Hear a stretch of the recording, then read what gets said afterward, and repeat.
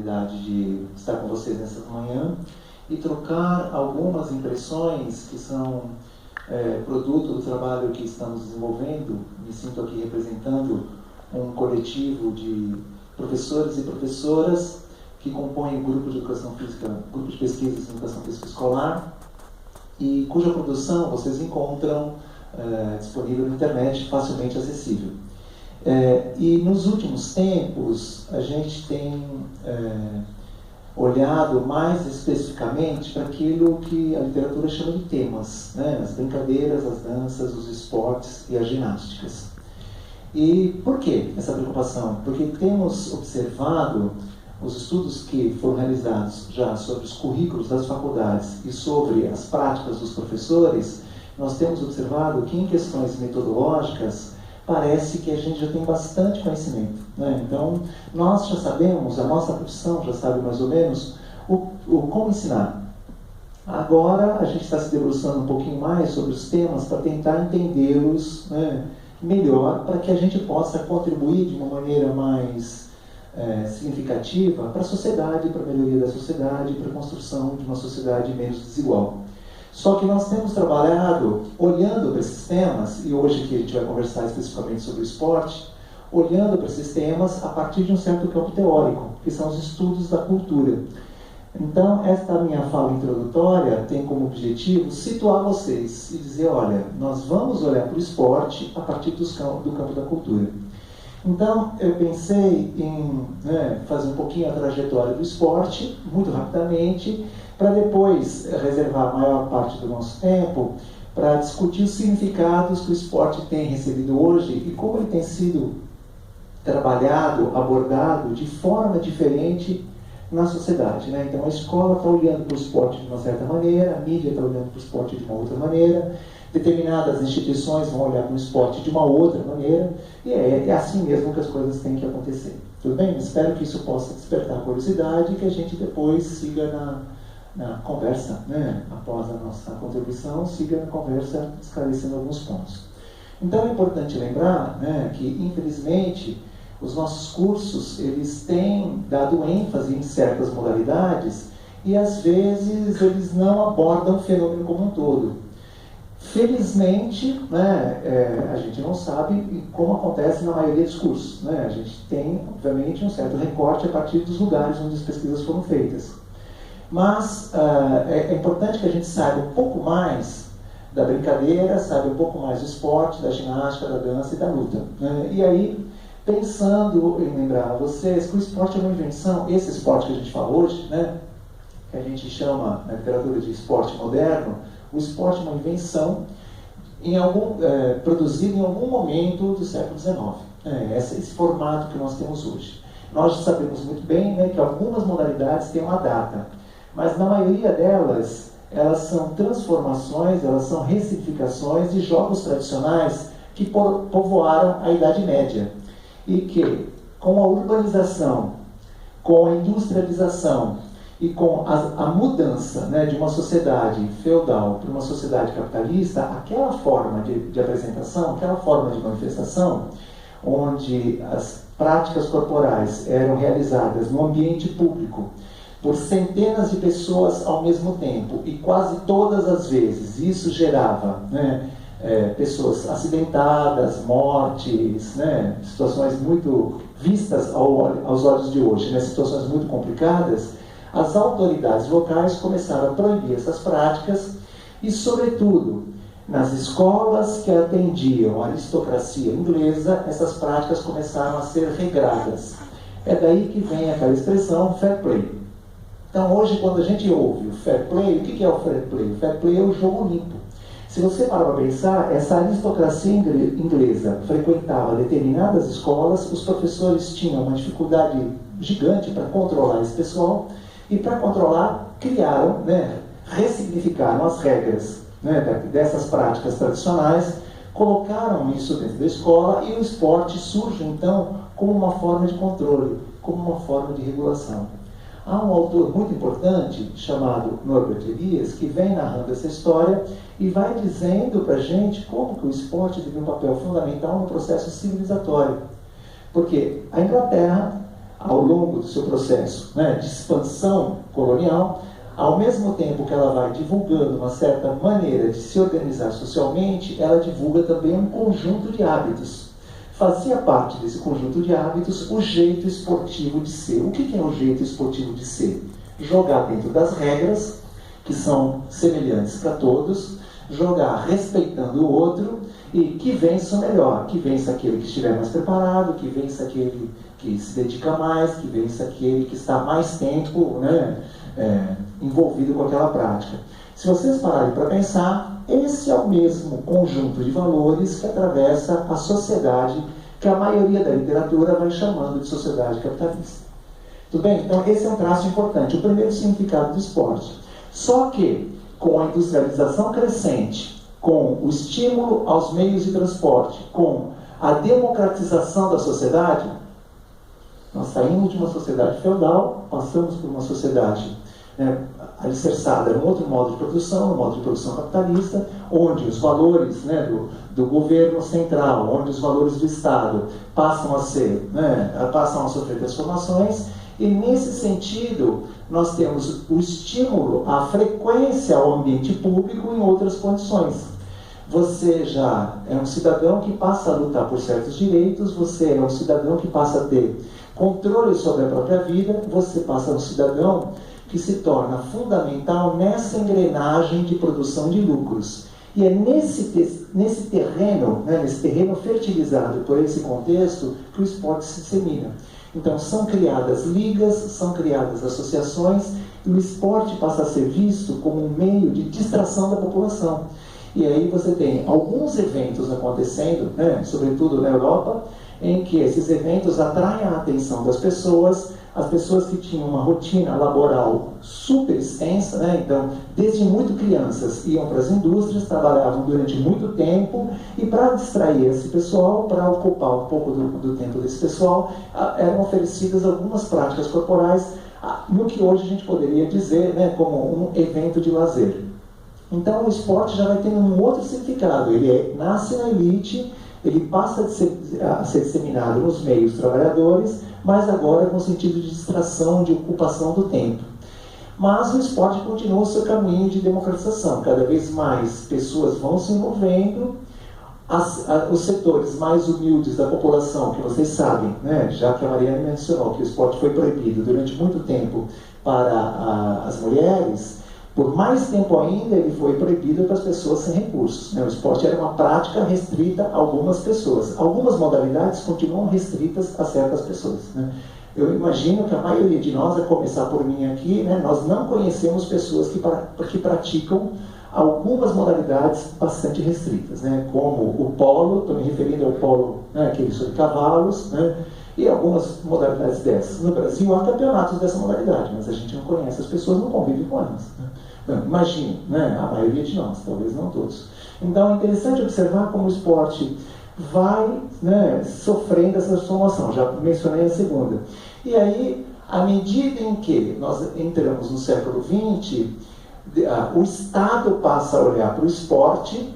Gente, e aqui nós não estamos falando só de uma sociedade capitalista, estamos falando de sociedade em outros formatos também. O Estado passa a olhar para o esporte como um espaço interessante de manifestar o seu estilo de vida, o seu valor social. E aí nós vamos ter o esporte revestido sob o discurso do nacionalismo, principalmente com o surgimento das competições internacionais. Se num primeiro momento as competições eram locais, por associações, por clubes, por entidades de bairro ou de cidade, com a internacionalização das competições e principalmente com o uso das cores da bandeira nacional na roupagem dos atletas, você passa a ver o esporte como um meio de representação da identidade, de uma identidade específica, de uma identidade e de um conjunto de valores.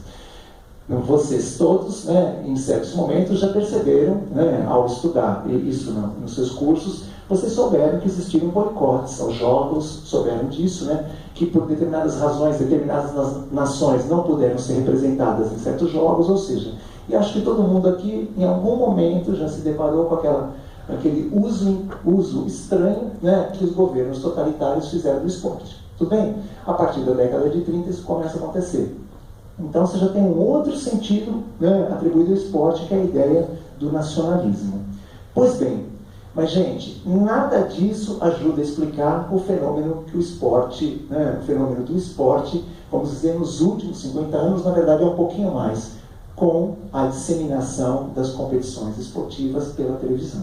Aí sim, nós chegamos bem perto da ideia de esporte que nós temos hoje. Então, se vocês lembrar, né, como a maioria é muito jovem, não vai lembrar disso, mas sobretudo durante o governo militar, aqui no Brasil, durante a ditadura militar, nós tivemos uma mudança muito grande nas leis de incentivo ao esporte. Nós tivemos aqui no Brasil a disseminação de um programa muito interessante, chamado Esporte para Todos, e nós passamos a ver no esporte o meio de disseminação de um certo estilo de vida. E esse certo estilo de vida esportivo, ele alinha a ideia do mérito, a ideia do esforço para superar-se, a ideia de que você é um cidadão melhor se você pratica esporte. Isso, esse discurso, ele atravessa a escola, são criadas as competições escolares, os torneios universitários, tudo isso durante os anos da ditadura, e nós temos aproximadamente essa configuração que alcançamos hoje.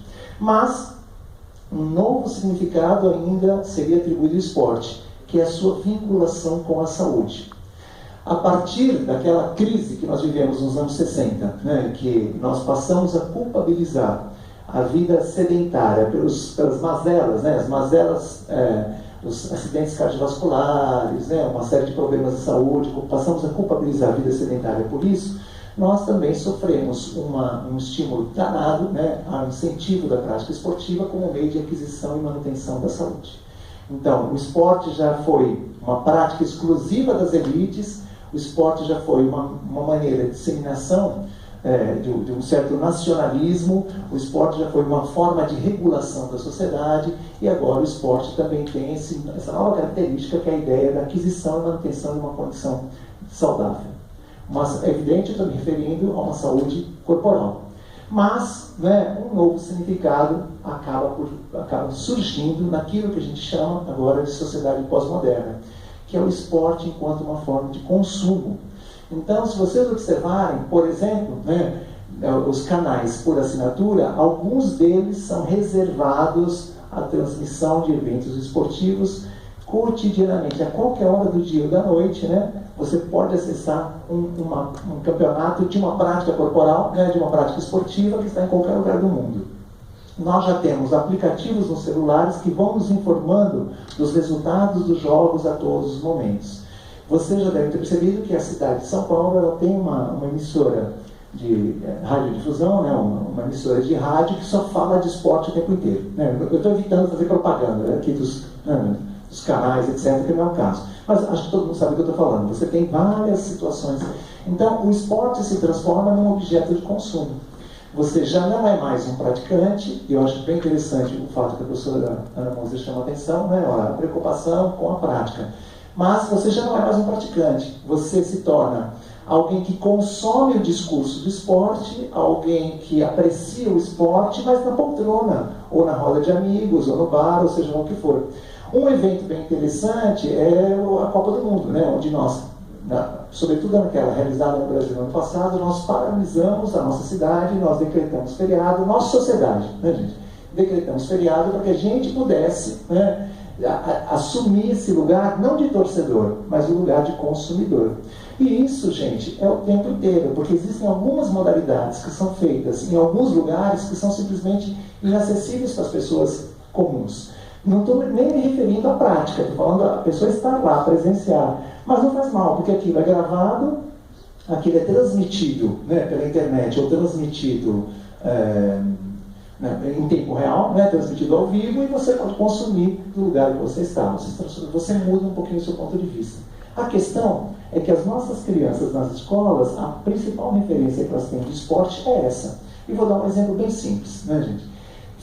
As crianças se surpreendem quando os professores desenvolvem esse tema, com o enfoque que eu estou abordando, é evidente, e esses professores levam as crianças a conhecerem os sites dos sindicatos dos atletas. E as crianças se surpreendem quando descobrem que a absoluta maioria dos atletas de futebol, que é a principal modalidade do Brasil em termos financeiros, a absoluta maioria ganha salários muito pequenos. E a absoluta maioria está até desempregada 6 meses por ano.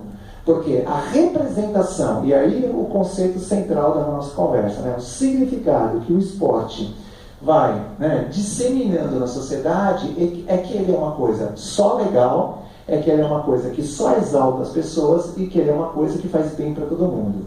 Ora, há uma autora muito importante que eu vou citá-la pessoalmente agora, porque eu convido vocês a fazer a leitura, que é a Guacira Lopes Louro.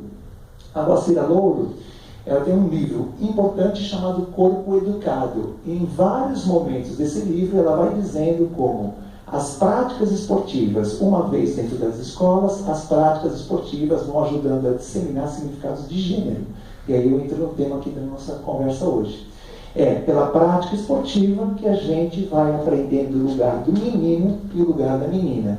Penso que o exemplo que a professora Mariane acabou de mencionar nos entristece a todos aqui. Pensar que em 2013, onde todos nós já defendemos a sociedade, né, a coeducação dos gêneros, pelo menos há 30 anos no Brasil, em 2013, ainda temos colegas que trabalham com os meninos de um jeito, com as meninas de outro jeito. E o pior, fragilizando as meninas e ajudando a disseminar uma representação negativa do corpo feminino, né? Sendo que todos os estudos desenvolvidos sobre o assunto vão levando na outra direção. Que eu tenha sido um garoto que, estudando na escola municipal, tive aulas separadas, meninos e meninas, e professor homem para os meninos e professora mulher para as meninas, gente, isso é uma coisa. Só que eu fui aluno da escola municipal nos anos 70. Depois me tornei professor da escola municipal e na escola que eu trabalhava ainda era assim. Vivi essa transição. Hoje nós temos na rede municipal, né, colegas da rede municipal, a coeducação, meninos e meninas ao mesmo tempo, com todas as dificuldades. Mas, gente, no curso de educação física que eu fiz, que eu fui aluno nos anos 80, era separado menino e menina, né? A gente aprendia de forma separada. Ora, nos formávamos assim, mas hoje, pelo menos na Unítalo, não é separado, né? Não é menino e menina junto nas práticas? Sim, deveria ser, né? Ou seja, se a gente ensina professores, na São Judas como é? Menino e menina juntos ou separados? Juntos, né? Se a gente ensina professores, né, de forma separada, é óbvio que isso depois, né, tem uma possibilidade de que se perpetue. Então é interessante perceber isso, né? Ao implantar o ensino esportivo em qualquer contexto, seja no contexto educacional, formal ou informal, você tem a disseminação de significados. E aí que vem a questão, mas Marcos, então o que você está dizendo? Que é para a gente tirar o esporte? Claro que não, gente. Só que faz parte do trabalho do professor, faz parte do trabalho da professora, não só ensinar esporte, mas ajudar as crianças a reconstruir criticamente o esporte, a analisar o fenômeno esportivo, a compreender como o fenômeno esportivo está na sociedade. Para que essas crianças possam, aí sim, assumir uma condição crítica e reconstruir isso o tempo inteiro. Então, o meu sonho, né, eu espero vê-lo cumprido, né, o meu sonho é que aquele rapaz, né, que uma vez unido a uma mulher, né, ele fala, Benzinho, no final de semana eu vou sair para jogar futebol com os meus amigos, que ela também diga, ótimo, porque eu vou com as minhas amigas jogar futebol, vou jogar não sei o que lá. Há uma pessoa muito querida nossa, uma professora amiga, que ela adora jogar futebol. E a maior dificuldade que ela tem é encontrar um grupo de colegas que possam jogar futebol. E quando ela se inscreve, ela é adulta, e quando ela se inscreve nos programas esportivos, né, que há em vários clubes, e ela chega lá para jogar, e vem mulher jogando, as pessoas não querem que ela jogue, porque, né, ainda há uma ideia que esse espaço de lazer, né, usando um termo atual, é genderizado, né, marcado pela ideia de gênero. Então, o futebol, especificamente o futebol, ele ainda é esse contexto onde os amigos se encontram muito mais para tomar cerveja, muito mais para falar dos outros e menos para jogar. E é claro que nesse contexto, né, vira um clube de bolinha e menos espaço para as mulheres. Mas nada como um dia depois do outro, né? Essas coisas podem ser desconstruídas e a gente pode ampliar esses espaços. Isso só será possível se nós educarmos as crianças para esse projeto de sociedade. Então, enquanto continuarmos dividindo, metade da aula para os meninos, metade da aula para as meninas, a gente não vai passar isso. vários estudos têm mostrado que na hora dos intervalos lá na escola, são os meninos que correm primeiro para a quadra, ocupam o espaço e dão pouco espaço para as meninas. As meninas às vezes só conseguem aquele espaço com a intervenção dos professores ou com algumas negociações. E aí, claro, isso acontece no primeiro ano, no segundo ano, no terceiro ano. Gente, quando chega no quarto ano, quinto ano, os meninos falam, elas não sabem jogar, elas só atrapalham, é bom que elas não venham. Mas a gente esquece que essa é uma construção cultural. E cultura também pode ser transformada. Se a gente agir sobre isso, se a gente ficar atento, se a gente criar condições aproximadas, né, de experiências práticas, tanto para os meninos quanto para as meninas. Então, construir uma sociedade que seja, né, realmente democrática implica na oferta das condições de equidade para homens e mulheres, para ricos e pobres, para brancos e não brancos e tantos outros marcadores sociais que aí estão. Acho que, né, uma síntese, e fica aí, né, o nosso convite para seguir o debate. Obrigado, gente.